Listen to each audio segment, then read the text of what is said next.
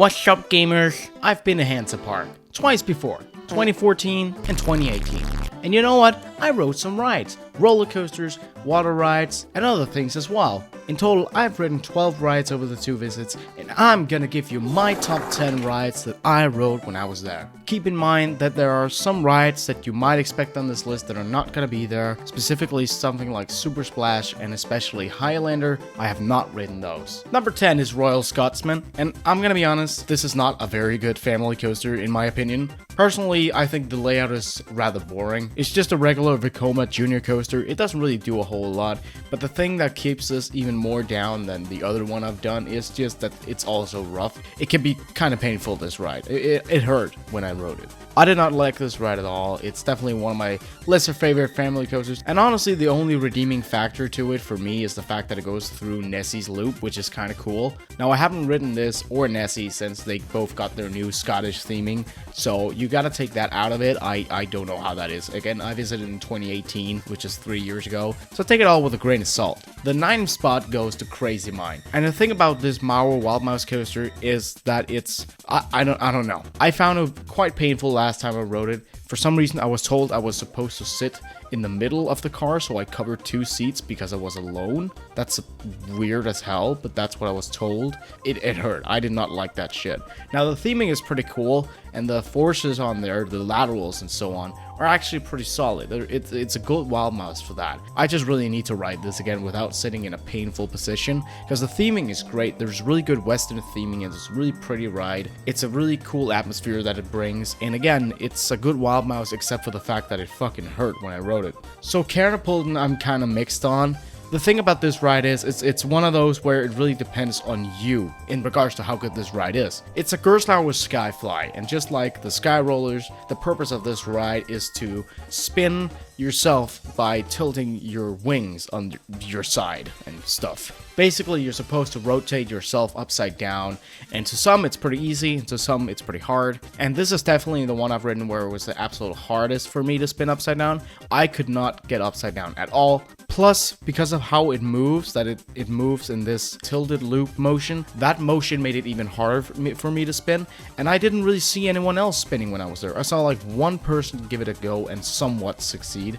So this is just a really bad flat ride for what it's trying to be, if you ask me, and it just makes the ride kind of boring, really. But I mean, it's still kind of fun to try and spin yourself, but you just don't get a lot of success, man. Number 7 is Holsteinturm. I was not expecting this ride to land here at all, but let me tell you, this observation tower is not a bad one, and it's all because of the park and the surroundings itself. You're right next to the Baltic Sea, and the view to the rest of the park is just amazing. Obviously because of some of the buildings, and of course Kärnan. Kärnan looks so good from the top of this tower. It just gives a really good view, and honestly, I would just rather go on this than the rides I mentioned previously, just to get a good view. Number 6 is Sturtebekas Kapafad. I probably completely butchered that name, but this is the only one I've done of its kind. It's a white water spinning raft. Basically, it's like a rafting, except you sit in this rubber boat thingy, I guess. It's not a rabbit's boat, but you go down this big tube. It's kind of like a big water slide, really, after a very long lift hill. And you get some decent spinning, you get a little bit of water splashing here and there, and you get some good speed,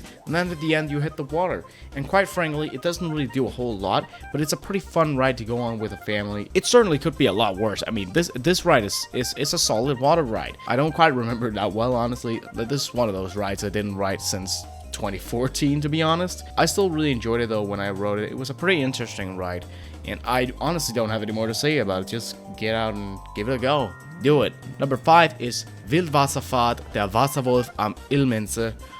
It's way too long a fucking name. This is a classic Mach Rides flume ride. It's from 1977, I think, so it's a really old ride, and it's a very simple log flume. It's at a beautiful location, surrounded by some beautiful scenery. It's a very nice boat ride to go on, and certainly a lot prettier and more enjoyable and comfortable than a lot of other log flumes that are out there. It's got one drop, but the thing about that drop is it gets you freaking soaked. I've never been on a log flume that gets me as wet as this log flume. You get absolutely freaking soaked in this thing. It's insane. Basically, your entire boat just gets flooded, and it's super fun. I love getting wet on water rides. That's what I hope for every single time I go on a rapids or a log flume. I want to get really wet every time. We're on a rapid. And this ride definitely delivers. It's at a good location, it's pretty, and it definitely gets you wet. It's fun. It's very fun.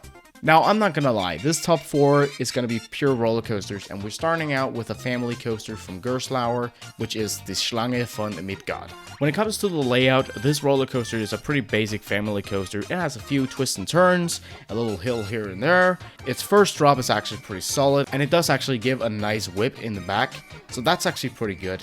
But the main thing about this ride is the theming. It's themed to Northern mythology, specifically the Midgard worm.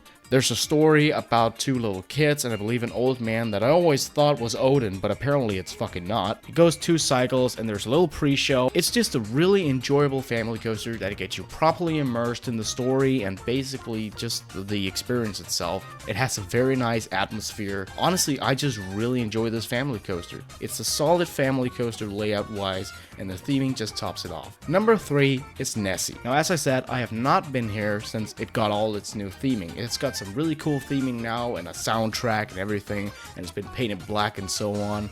I rode it when it was pretty basic. The station was a little shit shed and it was green. But let me tell you, I still really enjoy the roller coaster itself. I don't remember it as being anything super special, but it was really enjoyable. It's a classic Schwarzkopf custom looping coaster that starts out with this turnaround, then I'll be honest, a not very interesting drop. But then it goes into this really nice solid loop that just does exactly what you want it to do, goes into a little mid-course, and then comes the controversial part. Listen, okay.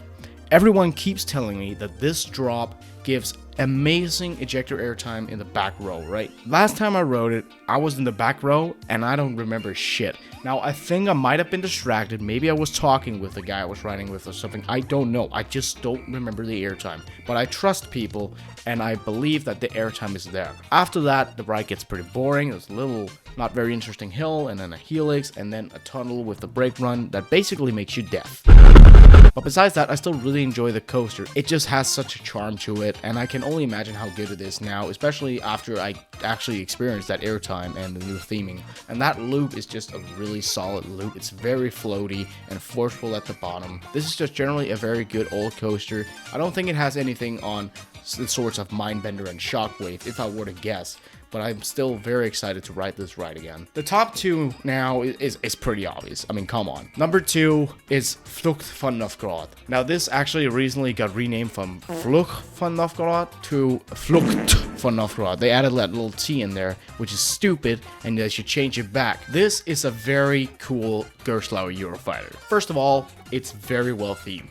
The theme is awesome. It's one of my favorite themes of all time on any roller coaster. It's themed to this Russian city and some middle-aged stuff. I'm not very good at German. I didn't understand most of it, but it's really cool. It's got holograms and music, and it's just super epic. Very good pre-show, very good queue line, very good everything, really. And when it comes to the ride itself, holy shit. This ride is known to have one of the most aggressive launches in the world, maybe actually the most aggressive LSM launch in the world. This LSM launch, which by the way is the complete darkness, launches you to 100 kilometers an hour or 62 miles an hour in 1.4 seconds. This launch packs a hell of a punch. And besides that, the rest of the layout is also just really good. You got amazing airtime, forceful turns, a solid inversion, and then you also have the classic vertical lift hill with more theming and more show to it in the darkness in a completely pitch black beyond vertical drop with lightning effects. It's such an amazing ride. Gerslauer outdid themselves with this Eurofighter, okay? It's just so incredible. I absolutely love this ride. It's far up my rankings. Maybe not as far as some would like.